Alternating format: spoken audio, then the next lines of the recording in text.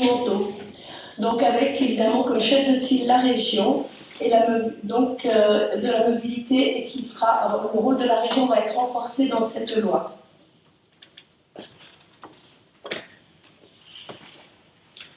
Donc la loi LOM entend répondre à 4 enjeux.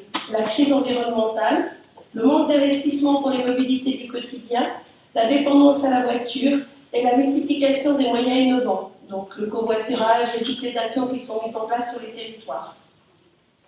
Si vous avez des questions, vous m'interrompez, je vais faire assez court. Donc aujourd'hui, le timing de la loi LOM. Donc depuis sa promulgation, donc les AOM, c'est-à-dire les autorités organisatrices de mobilité, vous avez la région, les AOM locales qui étaient déjà AOM vont le rester, et les communautés de communes doivent délibérer pour devenir AOM locales. Donc en fait, on a un timing assez serré puisque cette délibération doit être prise avant le 31 mars. Donc il y a 2 options, effectivement, soit délibérer en faveur de la prise de compétences mobilité, donc ce qu'il faudrait faire avant fin mars. Après, il y a l'avis des communes qui doivent valider donc c'est les 3 mois habituels, pour effectivement une décision avant le 1er juillet. Aujourd'hui, la région nous avons déjà eu plusieurs rencontres, enfin rencontre c'est un grand mot, plusieurs visioconférences, conférences avec la région Rhône-Alpes, qui se positionne effectivement comme l'AOM de la région. Nous avons eu un courrier de Laurent Wauquiez, en date du 6 octobre 2020, pour réaffirmer la volonté de la région Auvergne-Rhône-Alpes de travailler main dans la main avec les territoires sur l'organisation des mobilités locales. Nous avons effectivement eu une réunion avec Martine Guibert, qui est vice-présidente déléguée au transport, qui a réaffirmé cette volonté le 10 novembre dernier, dans le cadre du comité de mobilité du territoire Vallée du Rhône-Nord. Vous voyez le schéma Vallée du Rhône-Nord, nous sommes à peu près situés entre les 2 métropoles, on est dans le rouge à peu près entre le A et le I, voilà la situation de notre territoire.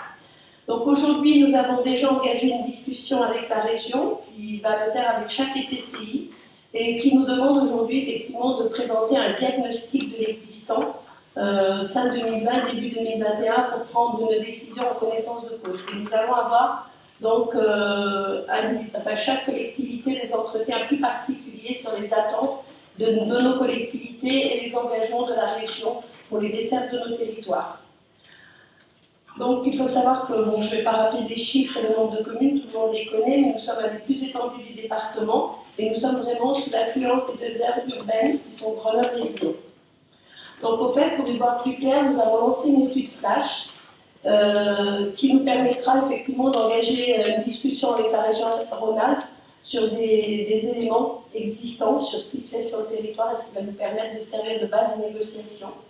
Donc cette offre, elle comprendra un diagnostic de l'offre de mobilité existant, l'établissement de différents scénarios pour la prise de compétences, donc celui qui consiste à ne pas la prendre, et les préconisations inhérentes, une évaluation juridique, économique et financière des différents scénarios proposés. Donc les bénéfices et les risques. Cette étude donc, est réalisée par Técurbis. Donc c'est un conseil technique indépendant. Nous avons déjà eu un premier retour. Nous en avons un autre vendredi sur effectivement la phase de l'étude. Voilà. Donc ça c'est ce travail qui va nous servir de base de discussion avec la région. Voilà. Mais aujourd'hui la région souhaite vraiment garder cette prérogative et rester AOM sur l'ensemble du territoire. Aujourd'hui il faut que chacun connaisse ses prérogatives et les possibilités que nous aurons sur nos territoires. Voilà, si vous avez des questions.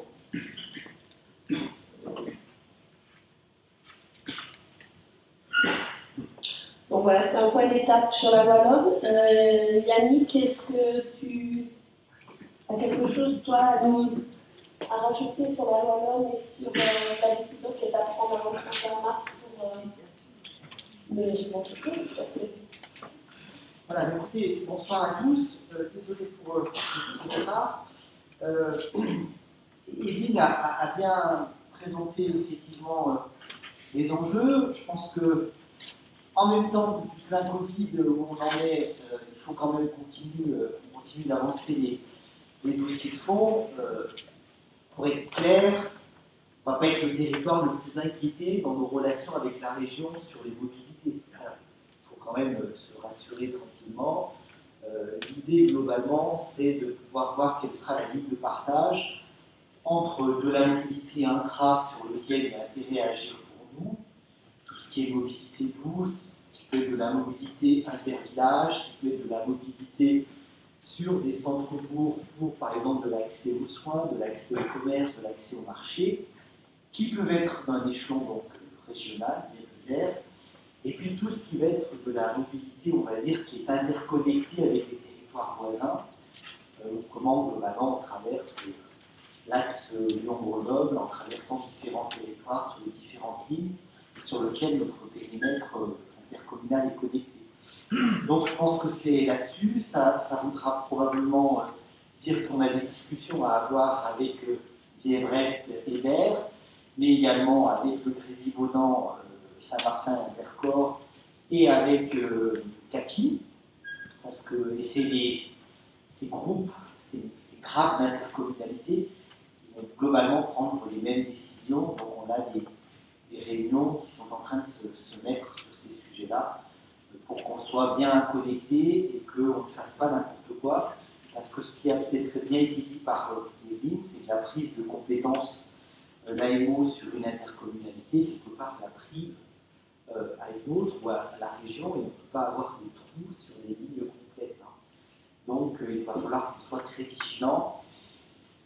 Voilà, c'est un calendrier serré sur 2021, mais qui va bien se passer, avec un calendrier qui reste plein d'imprécisions, parce que donc, déjà, voyons comment on va sortir d'une solution aux difficultés sanitaires actuelles, comment, par rapport au calendrier électoral de 2021, le retransfert de la compétence qui était prévu initialement, mais pour l'instant qui reste prévu en septembre pour le département.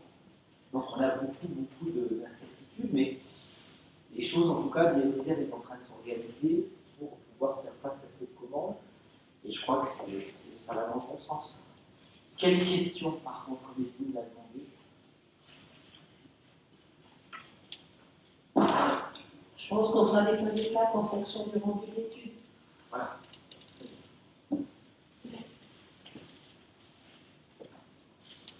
Voilà, donc pour reprendre la séance, donc je remercie André Raviou de nous accueillir ce soir ici. Vous avez fait lecture, validé le compte rendu, voilà, les présents, les absents. Alors, on a un ordre du jour qui est soutenu, mais je dirais presque un tout petit peu moins soutenu que d'habitude, que 23 délibérations et des rendus du bureau.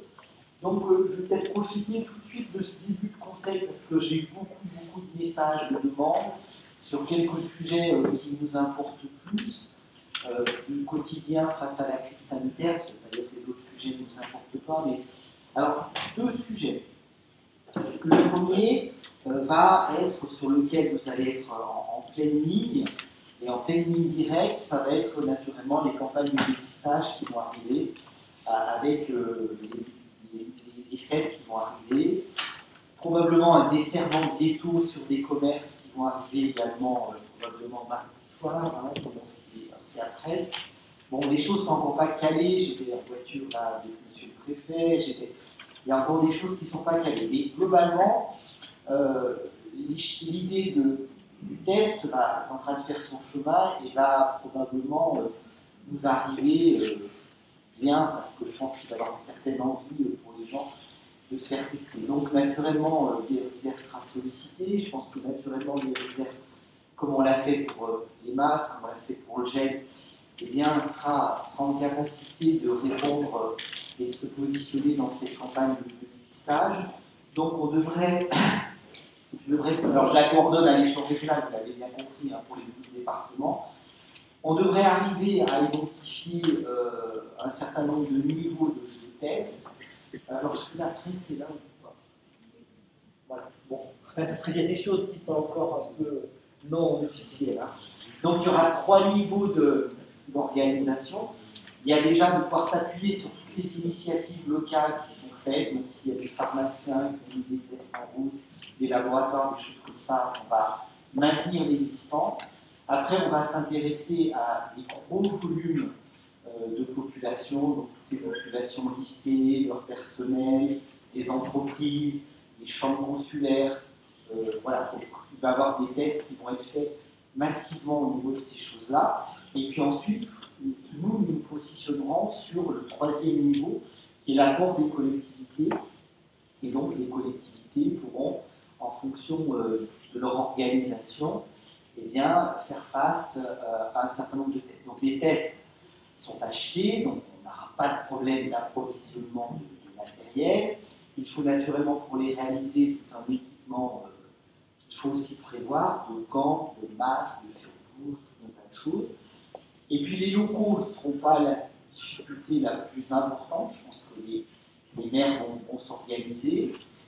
Et puis nous allons pouvoir avoir l'intérêt de nous appuyer sur beaucoup de professionnels. Donc on a eu une semaine de concertation avec les différents ordres, des médecins, des infirmiers, des kinés, des biologistes, des pharmaciens. On va pouvoir mobiliser également tout ce qui est pompiers professionnels, pompiers bénévoles en fonction des niveaux qu'ils ont dans leurs équivalents. Je ne rentre pas dans les détails, ils vont pouvoir. La sécurité civile, la Croix-Rouge, qui vont pouvoir effectivement mobiliser un bon nombre de personnes. La Slovaquie avait mobilisé jusqu'à 50 000 personnes, vous le savez. Toute proportion gardée, nous, ça va forcément être entre 10 et 15 000 personnes mobilisées pour à peu près alimenter 1000 centres sur l'ensemble de la région. Donc, vous faites à peu près les proportions, ça sera globalement une centaine pour l'Isère, donc autour de 5 centres à l'échelon du territoire. C'est ce qu'on a livré avec les services la semaine dernière. Donc, l'information va arriver. Et je pense que la population, alors la grande inconnue, c'est comment la population va appréhender tout ça, c'est très variable. Quoi qu'il en soit, je pense que ça sera proposé. Qu'est-ce qu'on est en train de faire? Si vous êtes positif, on fait un test, si les gens sont positifs, il faut absolument que les gens s'isolent, respectent les gestes barrières, parce qu'on a malheureusement beaucoup de gens qui se testent positifs, qui sont testés, qui sont positifs. Il y en a près 50% de gens qui ne respectent pas, en gros, l'isolement. Donc, ils vont continuer d'aller travailler, continuer de sortir, alors qu'ils sont... Et pour le comité de pilotage du contrat unique de la Gaule. En fait, les communes de Satanne-sur-Lyon, Cullin, Tramollet et Satanne-sur-Gervande versent en tout ou partie sur la rivière Bourg.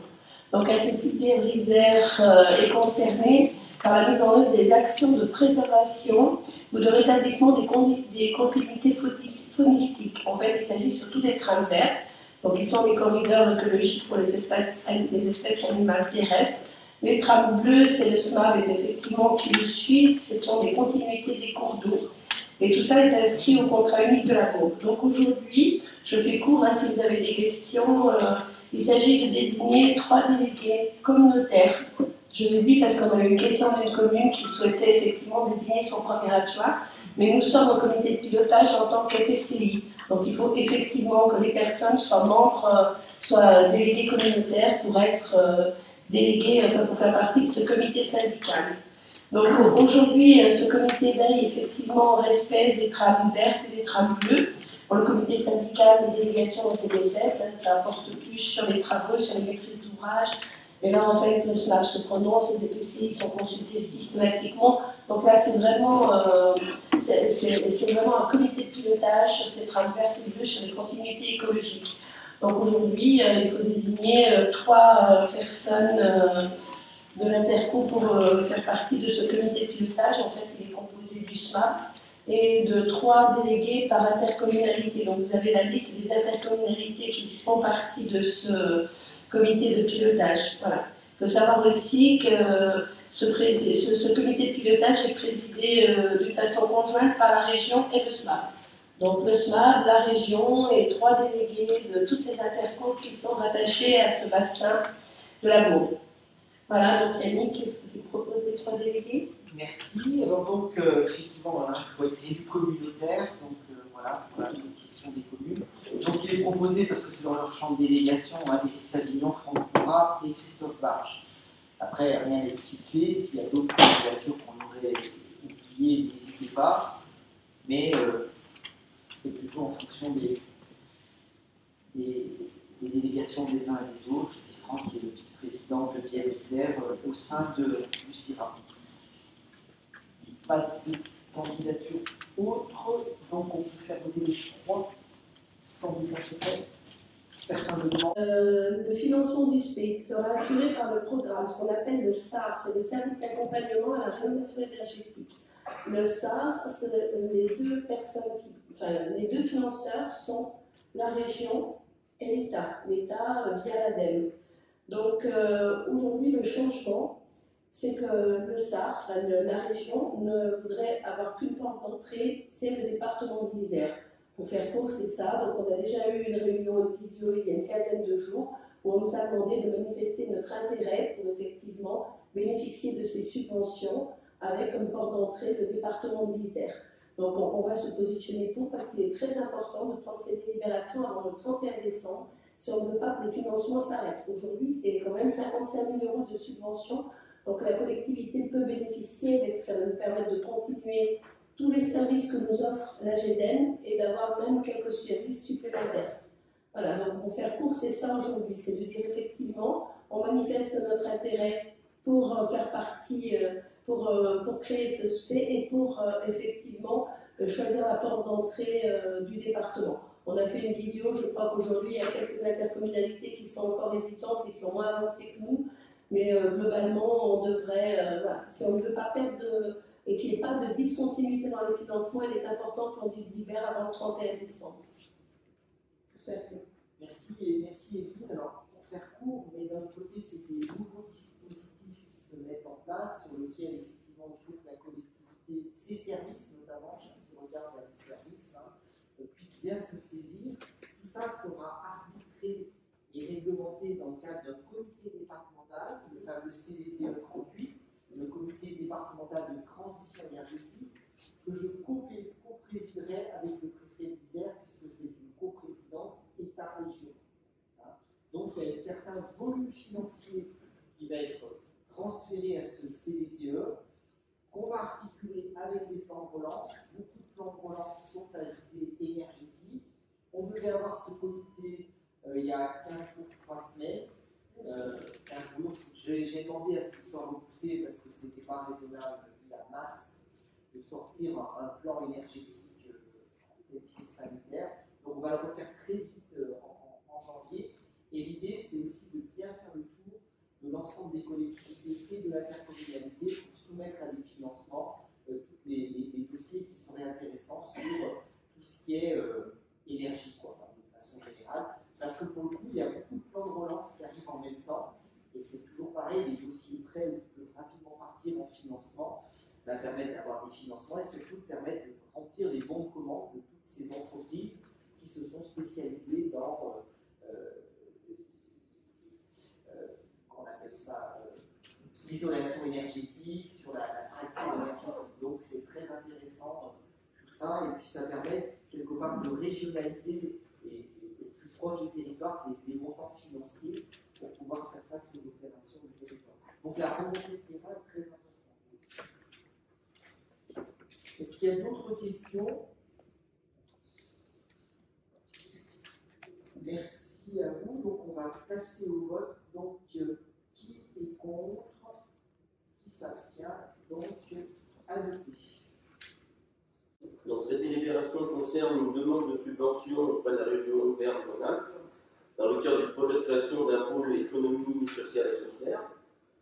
Notre intercommunalité a la volonté de renforcer l'économie sociale et solidaire. Plusieurs acteurs locaux œuvrent dans le champ d'insertion et de la solidarité sur le territoire des Isères, en accompagnant des personnes en situation de précarité et en difficulté sociale. Donc ce pôle se veut structurant pour le territoire, en permettant de mieux articuler les interventions des différentes structures et en faisant jouer les complémentarités. Ce projet est résolument ancré dans une démarche de développement durable, au croisement de la compétence économie et action sociale de l'intercommunalité, tout en favorisant la réduction de la consommation énergétique. Le site envisagé pour l'installation de ce projet est lié à la restructuration d'une friche industrielle située dans la zone d'activité Grenoble Park, sur la commune de Saint-Étienne-de-Saint-Joire. Le conseil communautaire ayant validé en mars 2019 le principe d'accompagner ce projet, une mission a été confiée pour la réalisation du programme de l'opération et la première estimation budgétaire. Donc, afin de poursuivre le travail engagé, il est nécessaire de stabiliser le montage financier de l'opération en inscrivant la démarche auprès des partenaires pour l'obtention d'une aide à l'investissement. Lors du dernier conseil communautaire, on a voté en ce sens une demande de subvention à l'État de 2 millions d'euros dans le cadre d'une dotation de solidarité à l'investissement local ou DCI. Par ailleurs, la ressourcerie est au cœur de ce projet. Cette structure gère un centre de récupération de déchets, de valorisation, de revente et d'éducation à l'environnement. Son activité est inscrite dans le schéma de gestion des déchets du territoire et ces nouveaux locaux permettraient un fort développement d'activité de la structure en augmentant considérablement le volume de déchets collectés et valorisés. Donc le montant global du projet est de 5 390 504 €. Il se décompose comme suit: 4 198 360 € qui correspondent aux travaux et aménagements extérieurs, des travaux de 2 900 m² planchers, 802 814 € qui correspondent aux études et honoraires, 282 221 € qui sont liés aux provisions pour aléas, aux imprévus, à l'actualisation et à la réalisation des prix. 107 109 € qui sont liés aux assurances. Le plan de financement se compose de subventions qui sont demandées donc, à l'État dans le cadre d'une DCI, on l'a déjà voté, d'une demande de subvention à la région de 1 300 000 €, de 300 000 € liés à un appel à projet ressourcerie, c'est la délibération que je vous présente, et d'une subvention de 1 million d'euros qu'on demanderait au département d'Isère. Le reste à charge de Bière-Isère serait de 1 090 504 €, soit 20,23% du montant des travaux. Si on obtient la totalité des subventions aussi le conseil communautaire donne son accord, les travaux débuteraient en 2022.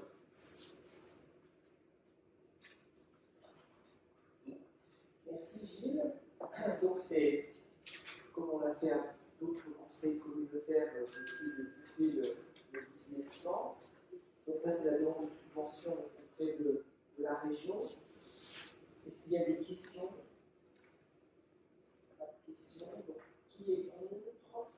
Qui s'abstient? Donc, adopté. Délibération 10. Donc la délibération 10, c'est la même que la 9, mais pour une demande de subvention auprès du conseil départemental de l'Isère, pour un montant de 1 million d'euros. Pareil, mais cette fois-ci au département de l'Isère. Est-ce qu'il y a des questions? On va passer au vote. Qui est contre? Qui s'abstient? Donc, adopté. Délibération 11.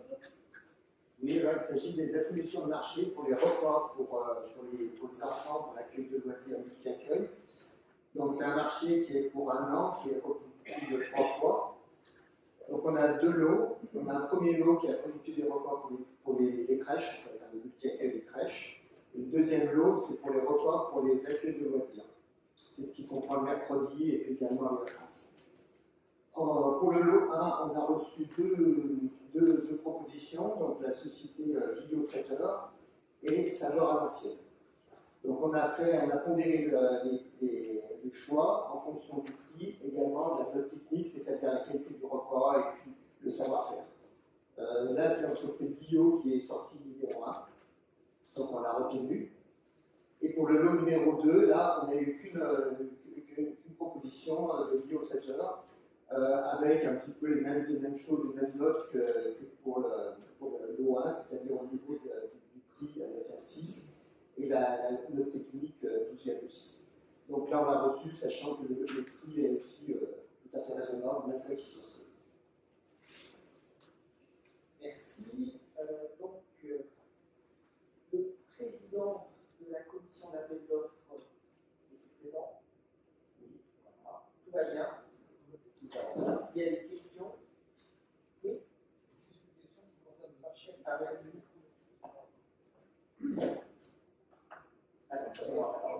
Voilà. Merci.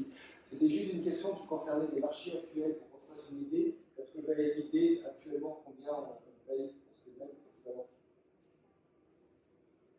Alors, on avait regardé, on reste vraiment dans le même niveau de prix. Pas d'augmentation de câble. Donc à peu près ils ont le budget. C'est ça, Nicolas? Oui, je pense que là, Nicolas Méchon, directeur. D'autres questions? Merci, donc on va passer au vote. Qui est contre? Qui s'abstient? Donc adopté. Délibération 12. Alors, 12, c'est le sujet du transport collectif, alors pour les chaque-fois que les Vézéa amènent les enfants. Donc là, on a fait un appel d'offres pour 3 lots. Le premier lot, c'est pour le transport donc, de tous les jours entre les activités pour emmener les petits-enfants. Le lot numéro 2, c'est plus réservé sur les sorties des excursions, qui sont moins régulières. Et le lot numéro 3, c'est quand on fait des activités, quand les réserves organisent des activités. Alors, le lot numéro 1, bon, on a eu une seule société qui l'a fait, puisqu'en fait, les sociétés ont tendance à se grouper. C'est-à-dire, c'est comme ça qu'on a un groupement des Carrefour avec Carmi SAS, avec Hannequin et Perrault. Alors ça, c'est lié à l'étendue du territoire, parce que finalement, ils ont des cartes un petit peu partout, donc c'est compliqué pour une seule société de tout couvrir. Alors, le lot numéro 1, par contre, ce groupement nous a fait une proposition qui était un petit peu exagérée, puisqu'ils étaient 50% au-dessus du budget qu'on avait prévu. Donc, on l'a refusé, on a fait une nouvelle demande. À la nouvelle demande, là, ils ont été beaucoup plus raisonnables et ils se sont alignés sur ce qui se fait habituellement. Donc, du coup, pour nous, ça allait. Donc, on l'a accepté. Ensuite, pour le lot numéro 2, pareil, il n'y avait plus uniquement ce groupement qui là était dans un prix raisonnable, et également pour le lot 3. Donc ces deux autres là, on les a aussi acceptés. Voilà. Vous avez des questions? Alors ça c'est bon. Rigole. Est-ce qu'il y a des questions? Pas de questions sur les transports. Je pense que ce n'est pas le moment de crise sanitaire, mais effectivement, il y a encore des uniformisations à faire sur la problématique transport.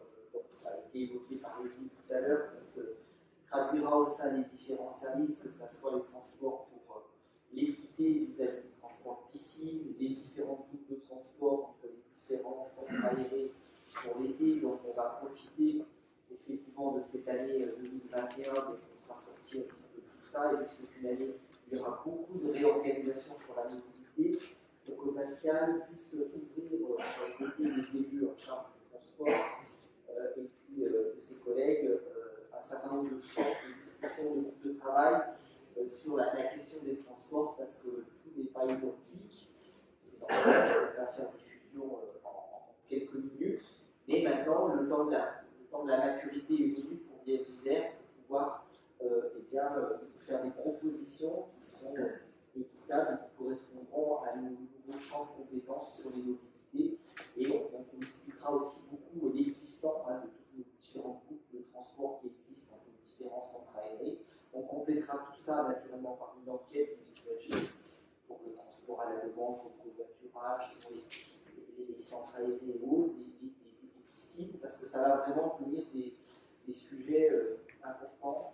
Ça l'était déjà, mais c'est vraiment quelque chose qu'il faut qu'on améliore durant ce mandat. Et Pascal va commencer sur les centres aérés, je crois dès janvier, il peut commencer à vous consulter pour faire le point sur tous ces sujets.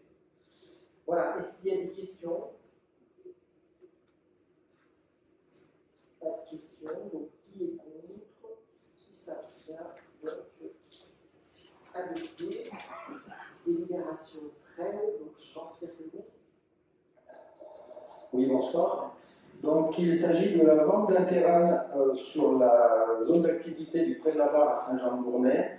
L'entreprise de ferronnerie Mérac, qui était déjà installée là-bas depuis 2013 et qui emploie 7 personnes, souhaite se développer.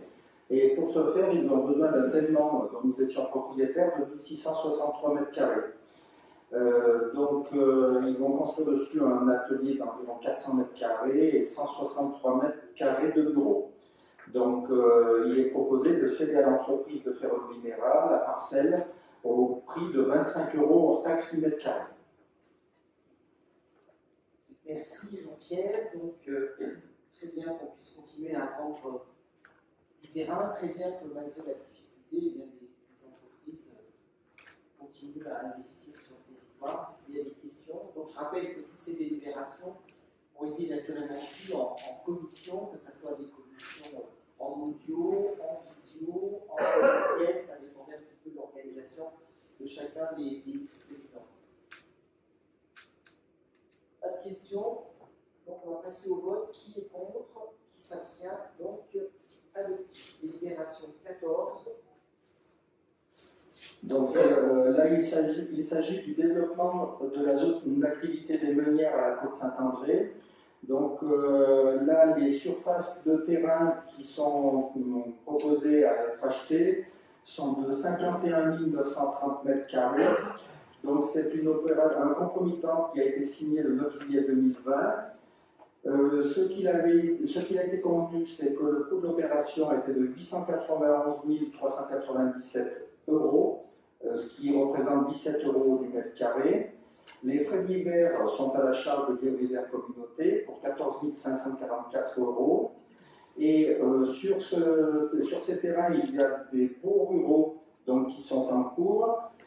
Ces baux ruraux ont été estimés par la Chambre d'agriculture, les montants ont été calculés d'indemnité, d'éviction, elles s'élèvent à 33 819,60 €, ce qui nous fait un coût d'acquisition total de 939 760 € pour une surface de 51 930 m². Merci. Est-ce qu'il y a des questions sur ces acquisitions de parcelles? Je remercie M. le maire de la côte Saint-André pour avoir beaucoup œuvré et aidé dans les négociations, qui va permettre effectivement de structurer cette zone qui est une zone d'importance et qui est en plus bien appréciée par les personnes qui y sont et qui se désespéraient un petit peu de la voir se structurer. Donc c'est quelque chose qui a été long à mettre en place, c'est important de le réexpliquer, mais non pas par l'inactivité de la commune ou de l'intercommunalité, mais quand vous êtes propriétaire d'un terrain, il faut trouver des négociations et des ententes sur des prix, que tout le monde soit d'accord quand c'est une division, c'est en indivision justement. Voilà. Donc il y avait quelques, mais en tout cas merci de la bonne collaboration commune-intercommunalité pour avancer sur cette zone d'activité, mais je sens là que sur beaucoup de dossiers sur les zones d'activité, les choses sont en train d'avancer très vite, n'est-ce pas, dans le maire de Saint-Jean-de-Bournay. Voilà. Est-ce qu'il y a des questions? Pas de questions, donc on va passer au vote. Qui est contre? Qui s'abstient? Donc, adopté. Délibération 15. Donc ça concerne ici une convention entre l'agence d'urbanisme et la communauté de communes pour le suivi de nos PLUI. Donc cette convention, on a une convention cadre qui définit un montant socle et des nombres de jours socle pour l'animation de l'urbanisme. Et puis, donc, dans le cadre de l'animation suivie de la modification, donc là, il y a un montant de 72 000, alors ici il y a une petite copie, c'est 72 200 pour être exact dans la délib, qui représente 95 jours qui sont dédiés à toute la préparation, la conduite de la modif. Donc ça, cette proposition a été vue en bureau et en commission avec un avis favorable. Une petite question.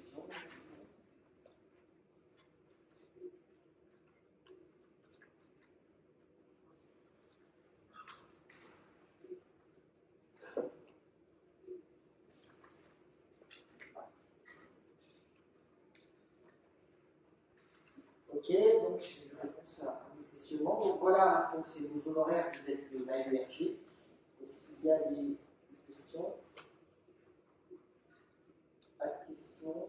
Donc qui est contre? Qui s'abstient? Donc adopté. Délibération 16, André. Oui, il s'agit de AIDA. L'agence iséroise de diffusion artistique met en place de nombreuses actions culturelles majeures sur l'ensemble du département de l'Isère. En cette période de pandémie, Bièvre-Isère Communauté aide et soutient le monde de la culture. Aussi, en tant que membre de l'établissement public de coopération culturelle et membre du conseil d'administration de l'AIDA, Bièvre-Isère Communauté souhaite, comme il est inscrit dans la convention de partenariat, maintenir sa contribution financière d'un montant de 45 000 € afin de permettre à AIDA de dépasser cette crise sanitaire. Il s'agit donc ici d'autoriser le président à verser à AIDA, comme acté dans la convention de partenariat, la contribution financière de 45 000 € au titre de l'année 2020. Merci André. Donc ça n'a échappé à personne qu'il n'y a pas eu de festival Berlioz, notamment, hein, c'est le cœur de financement, mais beaucoup de financements ont quand même été engagés, il y a des équipes en permanence, donc on fait le choix également d'Isère comme beaucoup de collectivités, hein, comme le département, comme la région, de soutenir les acteurs culturels et donc de maintenir notre contribution financière. L'économie réalisée pour la collectivité a été de ne pas acheter le nombre de places, puisque la soirée Bièvre-Isère, c'est une soirée conviviale, mais aussi à visée économique, n'a naturellement pas eu lieu, parce qu'on a l'économie sur la soirée et sur les frais, on va dire, de fonctionnement. Les a bien vus, et puis c'est une façon aussi de pouvoir soutenir les acteurs de la culture qui sont également durement confinés. Est-ce qu'il y a des questions sur la subvention de l'AIDA?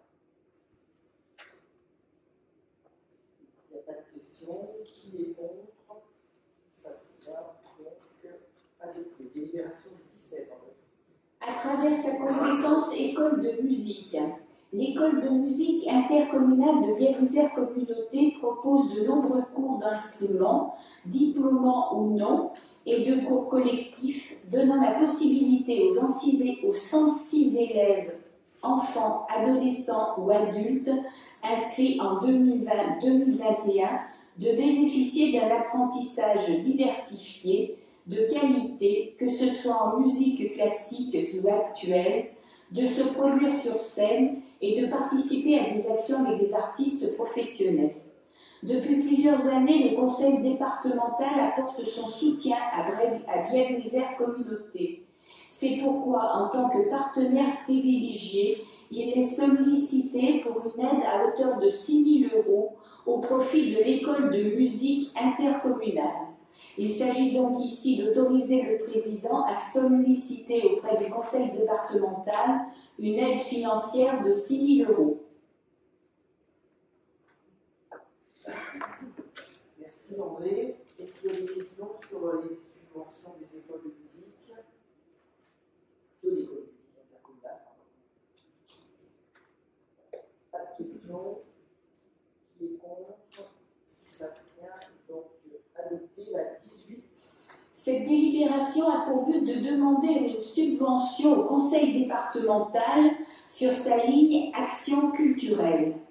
À travers sa compétence Action culturelle, Bièvre-Isère Communauté a pour mission de proposer une programmation diversifiée, professionnelle et accessible à tous ses habitants, développée sous formes diverses, à savoir le festival itinérant Les Arts Allumés, le festival des Arts en Herbe, des actions culturelles à la Grange Chevrotière située à Artas, des actions dans le cadre des festivals Les Détours de Babel et Les Alléchantes, des actions dans le cadre de la CTEAC, Convention territoriale d'éducation aux arts et à la culture, de Bièvre-Isère fait son cinéma et de bien d'autres encore menés en partenariat avec différents acteurs culturels du département tels que le Festival Berlioz. Depuis de nombreuses années, le conseil départemental de l'Isère apporte son soutien aux actions culturelles de Bièvre-Isère Communauté. C'est pourquoi, en tant que partenaire privilégié, il est sollicité pour toutes ces aides aux animations culturelles. Je propose donc d'autoriser le président à solliciter les aides financières du conseil départemental de l'Isère pour les actions culturelles de Bièvre-Isère Communauté doit mener en 2021 sur son territoire.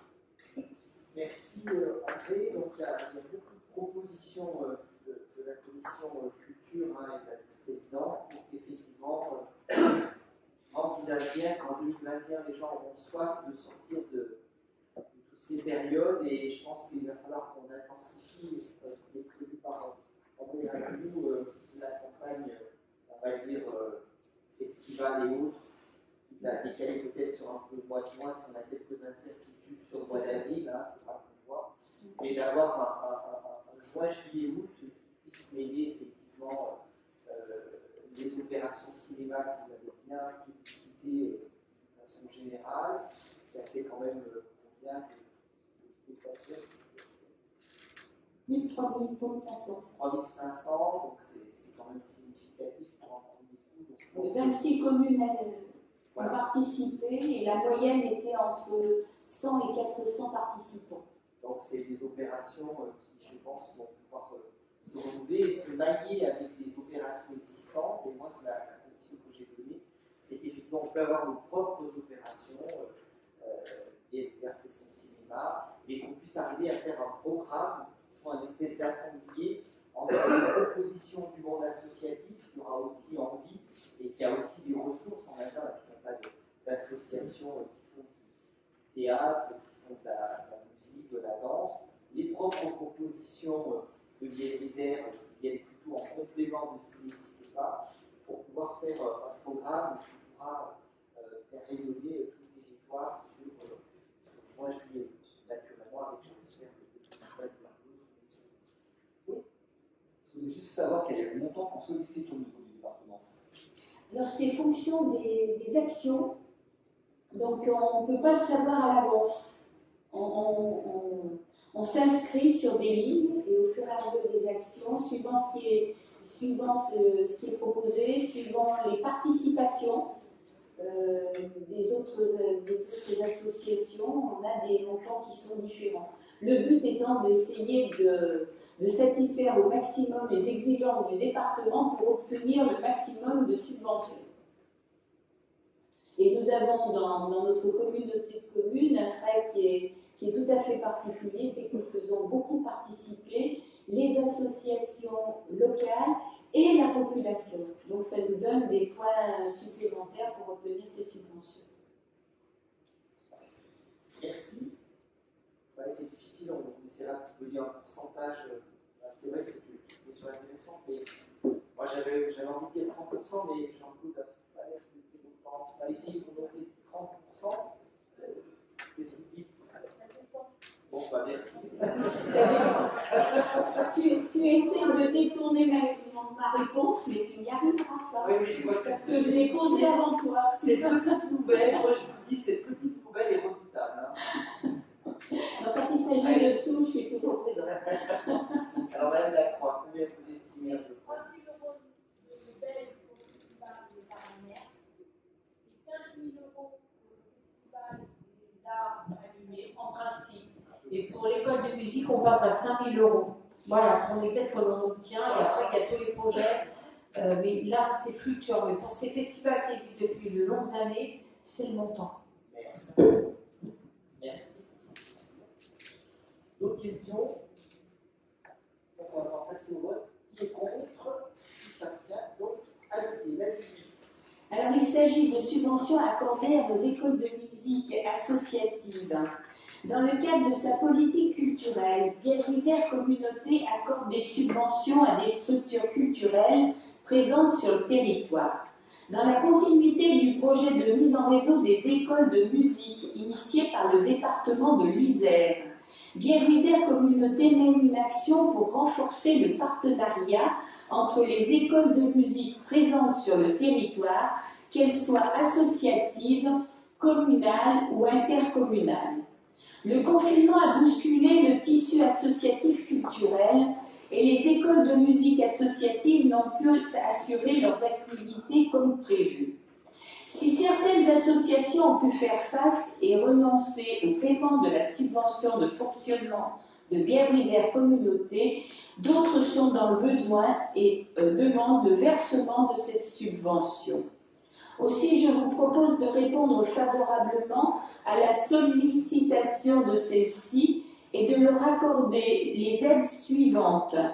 L'école de musique de Saint-Simeon de Brécieux, le LJEP, 1 700 €. L'école de musique de Taudur, l'écho des remparts, 4 000 €, sachant que l'école de musique de Mérieux-les-Étanges, je tiens à le mentionner, renonce à sa subvention pour cette année. Et on la remercie parce qu'elle nous fait faire des économies. Merci André. Donc c'était la 19 donc, pour les aides aux subventions. Donc vous avez le tableau qui vous est indiqué. Est-ce qu'il y a des questions? Pas de questions. Qui est contre? Qui s'abstient? Donc à noter qu'on remercie effectivement l'honnêteté de l'UNFP, puisqu'il n'avait pas eu de dépenses à cause de certaines listes. Donc merci. Lara, Michel. Oui, c'est une délibération qu'on avait déjà vue le 28 septembre 2020. Ça concerne la Bière communauté des gestionnaires du gymnase Roger Montmérat à Saint-Jean-de-Bornay depuis le 1er décembre 2018. Ce bâtiment nécessite une rénovation totale, un diagnostic, un chiffrage complet des travaux ont démontré qu'il était plus efficient d'envisager une construction neuve. Les publics accueillis prioritairement sont les élèves des établissements secondaires et notamment les élèves du collège Fernand-Bouquet et du lycée des Beaudelots. Les associations sportives sont accueillies sur l'ensemble des créneaux restant disponibles. Plusieurs critères principaux devront être respectés dans le projet de reconstruction et ces contraintes appellent la réalisation d'un gymnase de type E. C'est un très grand gymnase. Répondre au cahier des charges du département de l'Isère pour un gymnase et une surface artificielle d'escalade accueillant des collégiens. Répondre au référentiel de la Fédération française de tennis de table afin de satisfaire aux besoins des équipes locales évoluant en niveau national. Prévoir la construction de vestiaires annexes dédiés aux activités extérieures, athlétisme, football, en direction des scolaires et des associations. Répondre efficacement aux exigences de performance énergétique et de développement durable. Donc la première estimation qui avait fait de demande de subvention, et suite à l'intervention de notre président Yannick Leder auprès du président du département, les subventions ont un peu changé. Donc pour le département qui était à 15%, passe à 22,7%, donc à 863 200. La subvention de la région ne change pas, elle est à 10,6%, ce qui met à 404 770. L'État, qui était à 123 500, passe à 950 520. L'Europe, c'est idem, 825 750. La totale des subventions, c'est 3 044 240 €, ce qui fait 80% des 3 805 302 coût total des travaux, VRD et MO. Voilà. Yannick. Merci Michel. Donc on arrive à une situation qui a effectivement fait évoluer les choses. Moi je voudrais remercier les services parce que ça a été un bouclage compliqué et on y est revenu plusieurs fois dessus.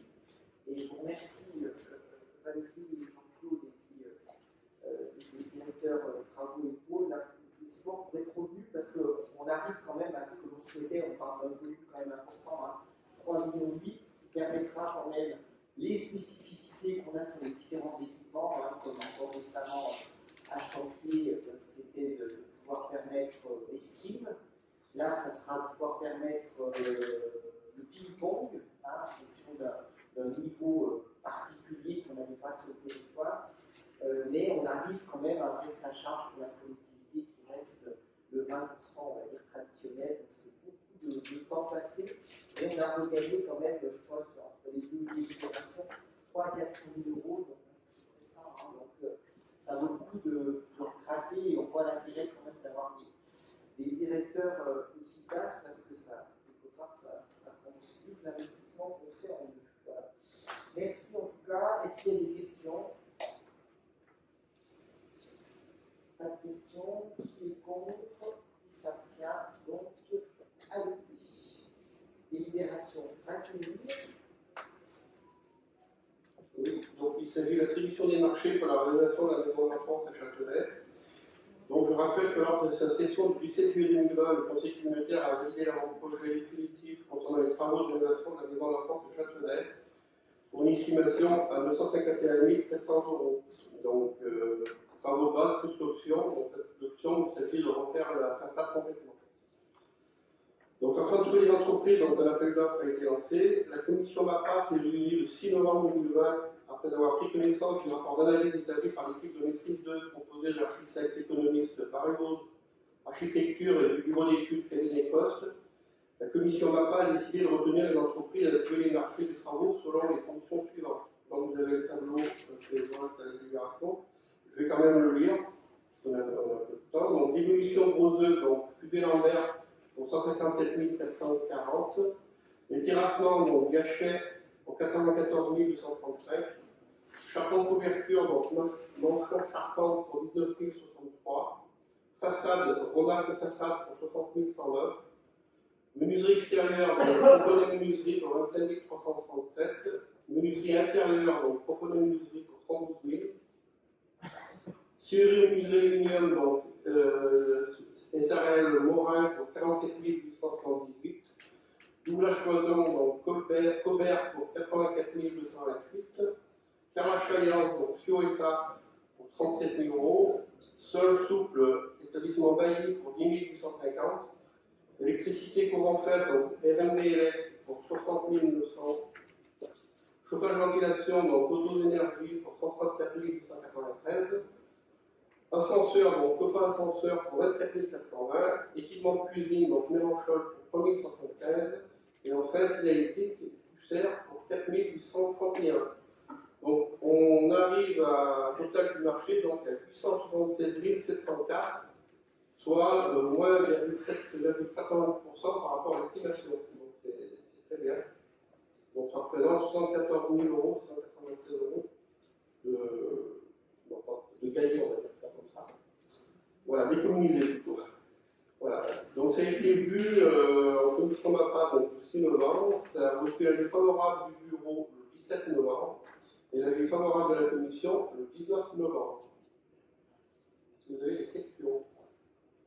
Merci. Est-ce que vous avez des questions concernant les travaux sur la maison de l'enfance? C'est un bon moment aussi, ça permet de faire circuler l'économie. C'est une pioche pour pouvoir commencer. Monsieur le maire de Châteaunet, tout va bien? Tout va bien. Tout va bien. Les relations sont bonnes avec la municipalité. Toutes les réunions qu'on a eues, je pense très bien. Et surtout, il va pouvoir avoir une organisation sur la partie néo qui sont propres à la municipalité, qui est les règles que je rappelle quand effectivement l'intercommunalité pose un équipement intercommunal sur une commune. Eh bien, c'est vraiment la commune qui va bénéficier de cet équipement, qui met à disposition gratuitement l'équipement et puis qui fait les aménagements, on va dire, extérieurs, notamment là, sur la partie parking l'aménagement, ça sera une bonne chose pour tout le monde. C'est un très beau lieu. Les deux fois, c'est vraiment. Est-ce qu'il y a des questions? Pas de questions. Et bien, on va passer au vote. Qui est contre? Qui s'abstient? Donc, adopté. C'est quand même un beau projet. On a passé un gymnase tout à l'heure à 3,8 millions et là, plus de 1 million. Ça fait quand même près de 5 millions de travaux qui sont validés ce soir pour l'économie locale. C'est quand même des projets importants. Je le dis parce qu'on est beaucoup sollicité au titre d'acteurs de la commande publique, des collectivités, pour nous faire dire qu'absolument on ralentit. Alors, moi, je n'ai pas le sentiment qu'on ralentisse l'ensemble des investissements pour l'instant sur le ISF, donc je pense que c'est important de souligner. Délibération 22, Françoise. Oui, il s'agit du règlement intérieur relatif au fonctionnement des instances communautaires.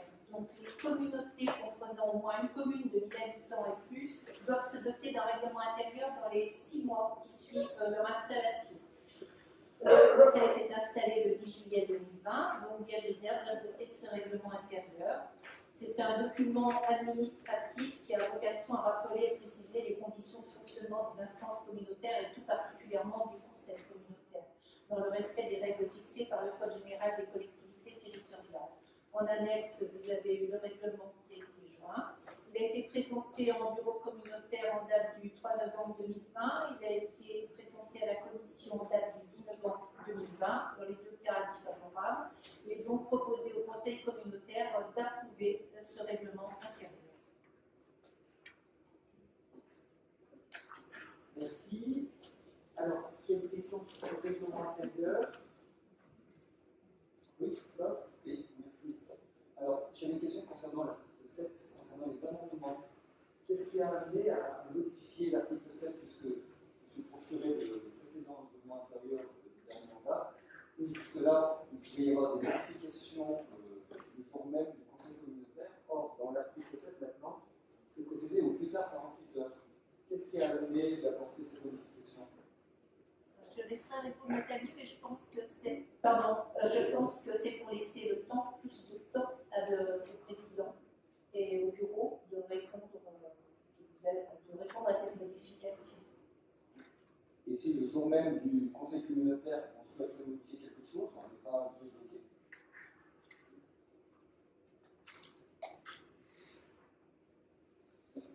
Alors, DGA, DG, quelques points qui répondent aux questions de M.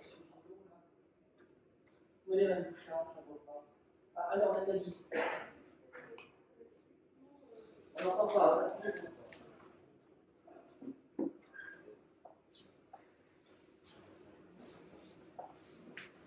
Oui, effectivement, Françoise Péluchet a très bien répondu. C'était effectivement pour laisser le temps de pouvoir apporter une réponse correcte.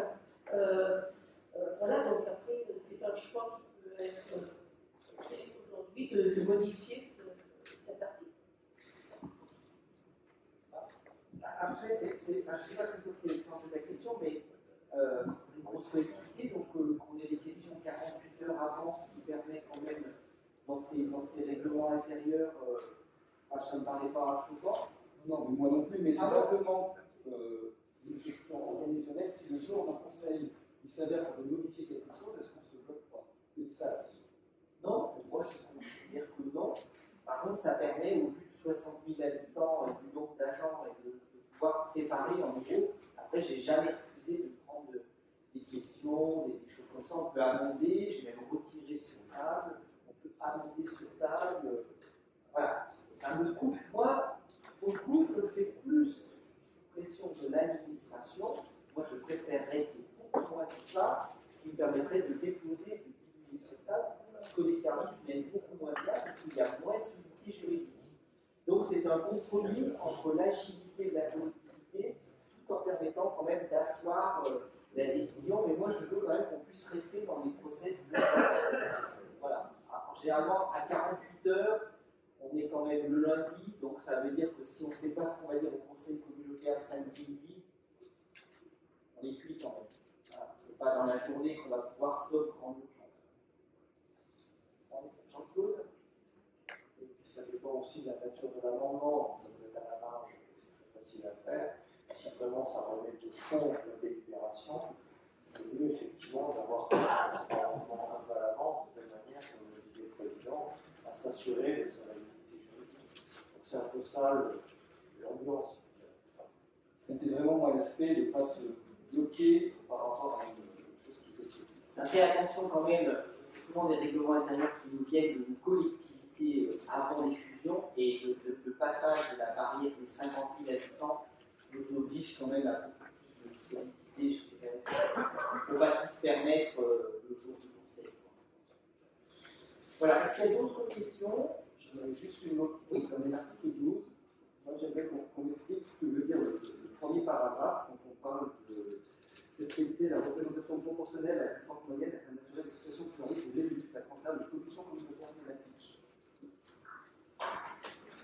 Alors ça, c'est de la bonne phrase techno. Donc, effectivement, il faut généralement un décodeur. Alors, reprenons-la, la CLS. Première de la TPD. Alors, Jean-Claude, qui comprend parfaitement ce langage, va répondre. Les vues d'acquis. C'est vrai, je suis dans cette mission-là, mais clairement, dans des grosses collectivités comme la nôtre, possiblement, il y a aussi une structuration politique qui peut être différente, avec un vrai groupe d'opposition, fonction de ces groupes constitués au sein de la collectivité. Bon, jusqu'à ce jour, la collectivité, politiquement, je veux dire, avec une structure de cette sorte-là, elle pourrait l'être demain, et j'allais dire que le règlement qu'on vous propose prend en compte cette possibilité-là. Si demain il y avait l'émanation de groupes politiques au sein du conseil communautaire, les représentations dans les commissions seraient en proportion de ces groupes politiques. Ce n'est pas parce qu'il n'y a pas qu'on ne doit pas le prévoir dans le règlement, et la code le prévoit. Ça, c'est beaucoup dû au fait, effectivement, du seuil des 50 000. Est-ce qu'il y a d'autres questions? L'élu qui dit particulièrement bien toutes ces questions. Est-ce qu'il y a d'autres questions? Donc c'est le 22, c'est ça? Voilà. Qui est contre? Qui s'abstient? Donc adopté la 23. Oui, donc dans la délibération 23, on vous propose en fait une délibération concernant l'indemnisation suite à une pollution au niveau de la station d'épuration de Viseau-Silan. En effet, sur le 31 juillet et le 1er août, suite à un dysfonctionnement dû à un automate, on a eu un déversement en fait accidentel dans la rivière la Coule la Ravageuse, qui coule donc sur les communes de Silan et de Saint-Étienne-de-Saint-Joire. Il a donc été remédié rapidement à cette problématique dès le 1er août, et à la suite de ça, nous avons rencontré donc les différentes personnes qui ont pu être impactées. Et à ce jour, nous avons 3 demandes d'indemnisation. Alors, je vous demanderai une rectification en fait sur la délibération que vous avez. Il ne s'agit pas de Monsieur et Madame Maclay, mais de mentionner uniquement Madame Maclay, qui est exploitante. Donc, Madame Maclay pour un montant de 1 222,74 €, Monsieur Molière pour un montant de 305,11 € et la Fédération de pêche de l'Isère pour un montant de 2 000 €.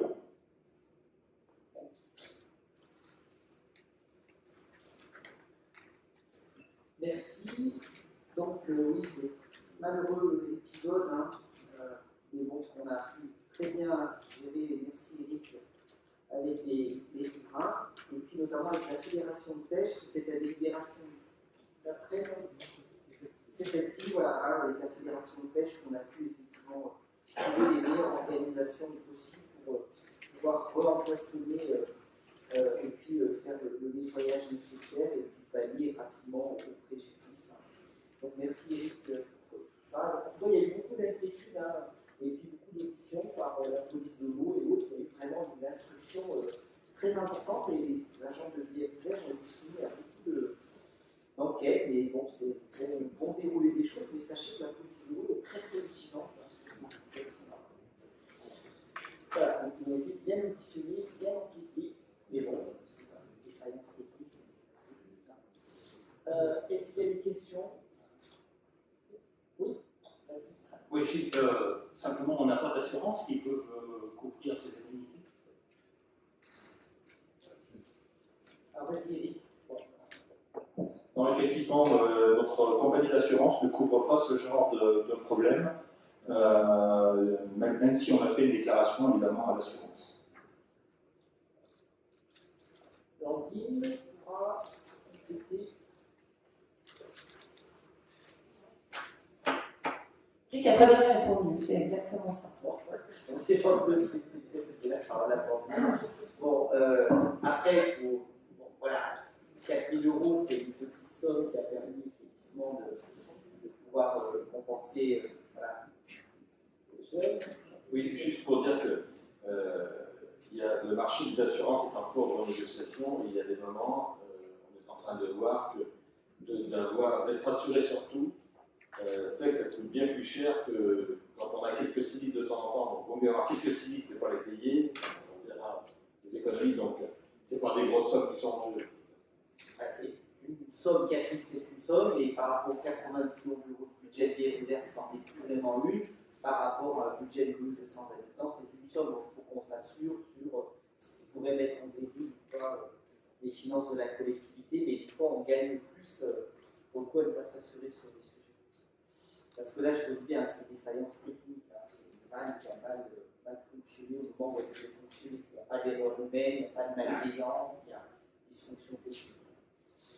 Est-ce qu'il y a des questions sur cette question de pêche? Non. Donc, on va passer au vote. Qui est contre? Qui s'abstient? Donc, adopté. Et donc, on va passer aux délibérations de bureaux qui ont été prises au dernier bureau communautaire. Donc, affaires culturelles, j'ai demandé à plein de vice-présidents de donner un petit coup de main.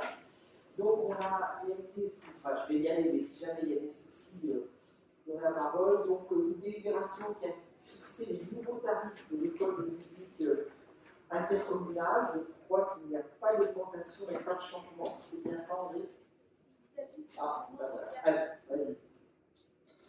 Il s'agit simplement de faire payer les personnes qui rentreraient en cours d'année, tout simplement. Oui, d'accord. Donc, au prorata des sommes qu'ils auraient payées s'ils étaient rentrés au départ. Voilà, est-ce qu'il y a des questions sur ces nouveaux tarifs? Voilà, délibération prise en bureau. Donc là, je suis dans l'obligation de rendu de délibération prise en exécutif. Développement économique. Donc, c'est le renouvellement de la convention 4 de partenariat avec la CCI Nord-Isère pour l'année 2021, pour l'animation de la Fédération intercommunale de l'économie de proximité. Voilà, je crois qu'on n'a jamais aussi bien illustré qu'en ce moment notre partenariat avec les services économiques de BNISF et la CCI. Je remercie les services économiques de BNISF parce qu'ils ont beaucoup mis à contribution et ils ont su s'adapter très vite. Donc, merci à tous. Donc, naturellement, on a renouvelé la convention avec la CCI Nord-Isère, le développement économique, toujours avec l'opération VIP Shopping, je vous le disais, en introduction du conseil communautaire, donc 10 € offerts par tranche de 20 € de chèque cadeau acheté, donc ça donne lieu à une libération de 35 000 €, 30 000 € x 3, ça fait à peu près 80 000 €, 100 000 € globalement, je ne sais plus comment c'est calculé, et ça va faire à peu près 100 000 € pour nos commerçants artisans, avant le 31 janvier dans les caisses des commerçants, puisque les chèques ont fait exprès de raccourcir la durée pour, entre guillemets, obliger, susciter l'achat. Et je ne sais pas, Déborah, si vous voulez compléter, mais en général, dès qu'on met les chèques en route, ça va très vite. Combien vous en vendez par jour, là? Dites-nous un peu les chiffres. Parce que c'est intéressant d'entendre, comme ça se... Oui, alors en fait, depuis la mise en place, donc c'était mercredi matin, mercredi 18 novembre, donc on a effectivement le premier jour en moins de 4 heures sur la matinée, on avait déjà vendu quasiment 1500 € de chèques cadeaux. Et là, aujourd'hui, donc quelques jours seulement après la mise en place, ce soir on en est à 17 000 €. Voilà, donc effectivement, on a voulu une période réduite pour la dépense des chèques cadeaux, puisqu'en fait la validité des chèques prenne fin au 31 janvier. Voilà, donc vous voyez 17 000 € déjà décaissés en quelques jours, il n'y aura pas de souci pour décaisser les 100 000. Et pour le coup, on peut acheter les chèques de façon digitale. Nous aussi, on fait du click and collect, vous pouvez acheter vos chèques en cliquant. Vous n'êtes pas obligé d'aller l'acheter. C'était un Maurice, je ne sais pas bien, c'est bien ça. Vous êtes d'accord? D'accord, bon, voilà, taisez-vous surtout. donc c'est bien ça. On peut bien les acheter, voilà ce qui avait été demandé. Compliqué de dire aux commerçants d'être click and collect, de digitaliser, que nous-mêmes, on soit obligé d'aller se rendre. Voilà, donc on peut acheter le chèque et après faire ses achats. Ensuite, délibération sur collecte et valorisation des déchets. C'était la proposition de dégrèvement sur la redevance des ordures ménagères qui a été bien explicitée par Thierry lorsqu'il y a eu la délibération sur la décision notificative. Carole, pas de chose particulière à ajouter? Non. André non plus. Voilà. Et enfin, dernier point, technique, les modifications de tarifs de carte de pêche sur les étangs en 2021. Et là, je ne sais plus, je crois qu'il n'y a pas d'augmentation, voire même une diminution, donc c'est lié à la... Oui, donc il n'y a pas d'augmentation et on souhaitait que les jeunes intègrent un petit peu plus, viennent pêcher sur nos étangs, parce qu'on sait que souvent les papas aiment bien les pêcher avec leurs petits garçons, et du coup si les jeunes viennent aussi, on sait qu'il y a des papas qui viendront derrière, donc bref, on baisse alors c'est la possible pour les parents, entre le près du maître, voilà, aussi la possible pour les jeunes filles, parce que madame la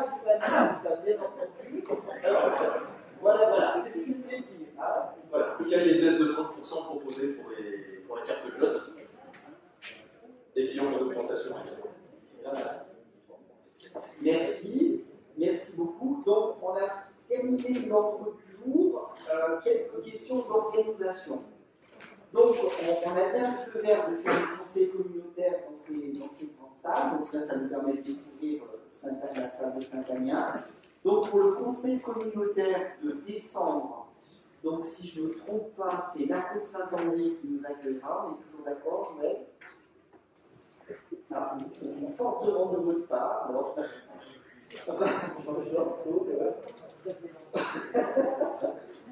non, mais attendez, la date a été pas, je sais pas.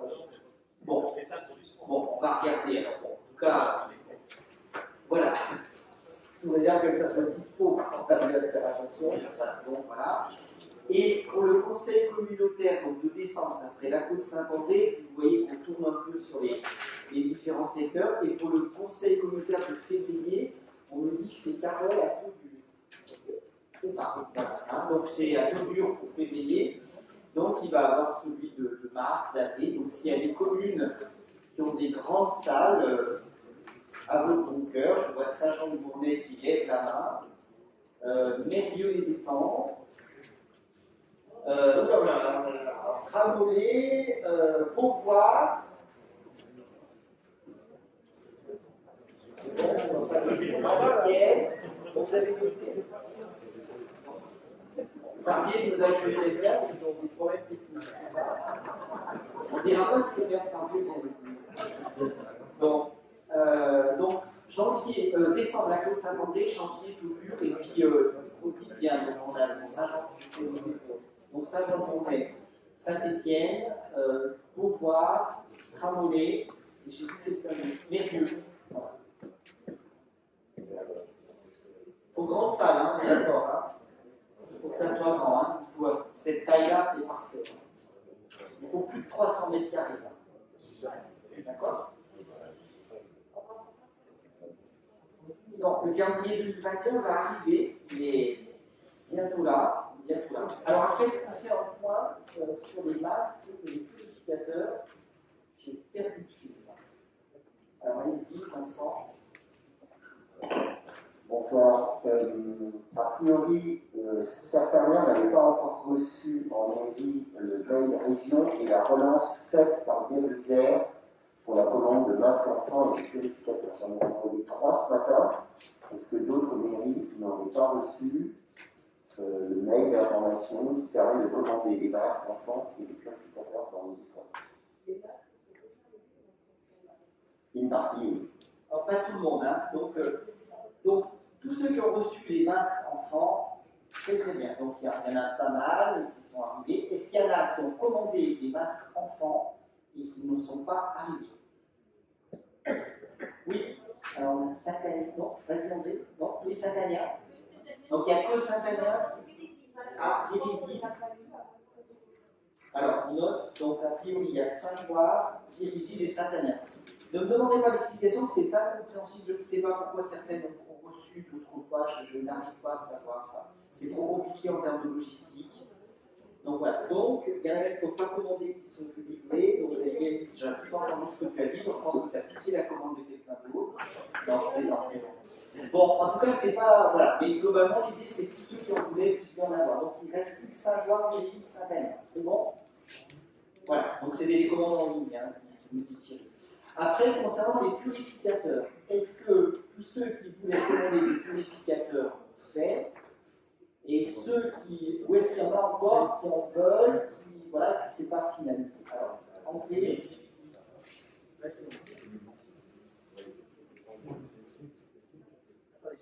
J'ai un tout en général. Bon, je pense que j'ai. Oui, alors moi, je vais demander à Vincent qui me renvoie mail parce que je ne l'avais pas reçu. Donc j'ai appelé ce matin, parce qu'il y a un questionnaire en ligne, donc j'ai appelé le questionnaire et le numéro de téléphone, j'ai appelé la région. J'ai une grande dame là, qui m'a conseillé d'attendre les instructions pour les commandes de purificateurs d'air. Parce que je vous explique tout, moi j'ai reçu la semaine dernière un mail d'une société qui s'appelle IDR et l'équipe Sowi. Donc, il me disait dessus que les représentants du constructeur IDR Group, qui a été préférencées par la région, et nos appareils sont donc financés par la région Rhône-Alpes. Donc la région finance a mis en place le dispositif de traitement d'air pour les cantines scolaires. Bon, moi, ma secrétaire, qui a plus de discussion longue, elle a sauté sur l'occasion. Elle a vite téléphoné, elle a vite appelé l'entreprise. J'ai reçu un devis, là, et le devis, donc, bien sûr, de 2 purificateurs d'air pour 2 786 € hors taxe, livrable de suite, puisqu'ils ont été livrés ce matin. Alors, quand j'ai eu ce mail de la région, j'ai vite appelé la région. Bon, tant pis, hein, moi, ils sont là, je suis là, même s'ils ne sont pas financés, c'est pas grave, hein, même si je ne suis pas de subvention, j'ai 2 purificateurs d'air qui sont installés. Voilà, mais faites gaffe quand même aux mails qui arrivent comme ça ou aux entreprises qui téléphonent, parce que ils disent qu'ils sont subventionnés par la région, peut-être qu'ils ne sont pas. En fait, c'est pas grave, ça vraiment carrément à la région, même si ceux-là ne sont pas subventionnés. Bon, alors Dédé, oui, quand c'est comme ça, vous faites des petits SMS. Oui. Ah, voilà. Bon, alors effectivement, c'est important pour installer. Beaucoup de sociétés démarchent le monde, il y a des marchés comme les autres. Donc effectivement, attention que tout le monde ne se revendique pas d'être labellisé ou pas par la région. Donc on est un peu prudent, c'est pour ça qu'on recensait. Effectivement, il y a un certain nombre d'entreprises qui ont été testées, puisque tous les purificateurs d'air qu'on installe dans les équipements régionaux, on les a fait tester par des organismes indépendants pour être sûr de leur efficacité de traitement. Puisque c'est des choses un peu nouvelles, donc le CEA et autres ont des moyens de pouvoir tester effectivement l'efficacité de ces appareils. En tout cas, si vous avez, Vincent, si vous avez des demandes et autres, faites tout bien consulter par Vincent.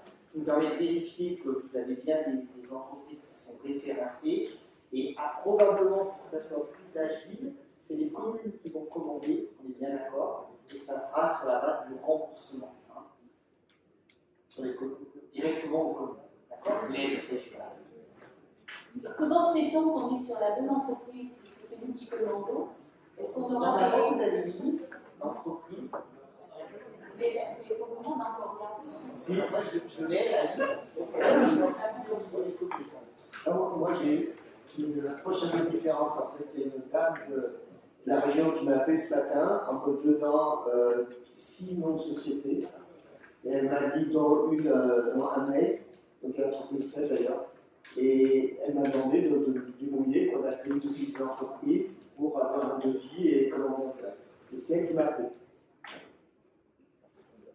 Donc il y a bien un certain nombre d'entreprises pour lesquelles les dispositifs ont été testés, et sur cela.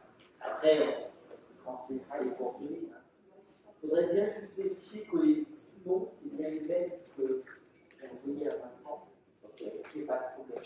Alors après, elle m'a dit, si jamais vous achetez dans une autre société, on remboursera quand même, mais il faudra nous faire parvenir un certificat par rapport à une norme qui répond à une norme. Parce qu'il faut quand même que tout ça soit quand même, oui, une sécurité, parce que n'importe qui branche quelque chose qui fait un peu du bruit, qui brasse de l'air, qui c'est un purificateur d'air, voilà, il faut faire attention.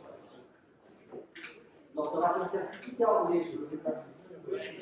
T'inquiète. Bon, est-ce qu'il n'y a pas d'autres questions pour le centre radio? Oui, vas-y. Bonsoir à tous, je voulais poser une petite question concernant les purificateurs. Est-ce que c'est que pour la restauration scolaire ou y compris les classes? Est-ce que le double flux dans une nouvelle école remplace les purificateurs? Et à combien, bon, j'ai entendu que ça valait à peu près 1 000 €, et à combien la région subventionne? Merci. Alors, attention, il n'y a pas de. La région, elle a dit, l'endroit où ça diffuse le plus, c'est quand les enfants enlèvent le masque au déjeuner. Donc, où est-ce qu'on les installe au niveau des lycées? On les installe dans des salles de restauration. Par contre, on n'a absolument pas prévu d'équiper toutes les salles des lycées, parce que pendant les salles de classe, les personnes gardent leur masque. C'est vraiment qu'ils le coûtent. Donc après, chaque commune fait comme elle veut. Hein. Si vous voulez mettre des purificateurs dans chacune de vos pièces à l'école, c'est possible. Après, la hauteur financière, je n'ai plus en tête. Je crois que c'est à peu près 3 000 €. Hein. correspond à peu près à, voilà, à peu près c'est ça. En général, on cible plutôt la cantine. Voilà, la cantine pour que les gens, les enfants puissent manger. Voilà. Encore d'autres questions? Oui, Michel?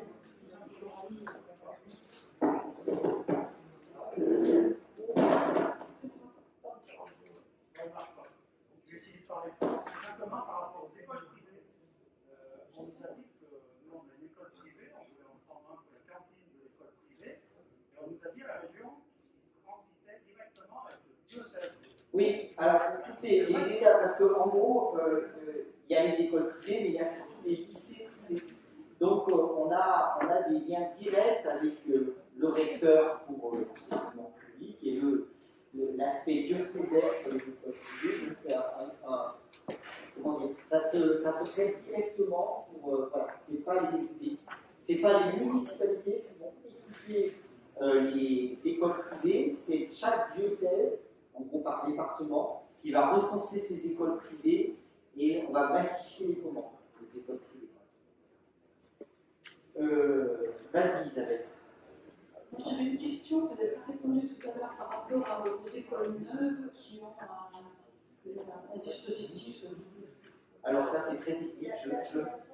Ah, alors Jean-Pierre Perrault, mais moi je ne sais pas. Techniquement, la multiple flux, je ne sais pas du tout. C'est trop technique. Quel intérêt? Non, je ne sais pas. Je ne sais pas vous répondre techniquement. Je veux bien poser la question, sauf si Jean-Pierre sait. Éteignez vos micros. La BMC double flux ne vient pas en remplacement d'un purificateur. La BMC double flux va vous permettre d'améliorer les capacités, l'air entrant et l'air sortant, pour que les flux entrants et les flux sortants permettent une certaine régénération de l'air à l'intérieur, mais en aucun cas le purificateur, en aucun cas la BMC double flux vient en compensation. Par contre, après, effectivement, le purificateur. Ça y est. Pardon. Le purificateur, il va venir surtout dans des espaces plus petits qui sont effectivement moins bien ventilés. On sait que de toute façon, l'ouverture des fenêtres est aussi quelque chose qui fonctionne bien. Mais ne croyez pas que la BMC double flux va permettre la purification de l'air. Ou alors, il faudrait vraiment que vous ayez des études sur le double flux qui soient très poussées. Voilà. Pas d'autres questions. Donc, rendez-vous au conseil communautaire de décembre. Les exécutifs restent en présentiel. Les réunions de maire seront en audioconférence et possiblement la plupart des commissions également en visio ou en audio. Merci à tous. Une dernière Une question, ça concerne l'urbanisme à Pontoise. C'est juste une petite question. Sur la zone artisanale de la Fontaine, donc à Pontoise,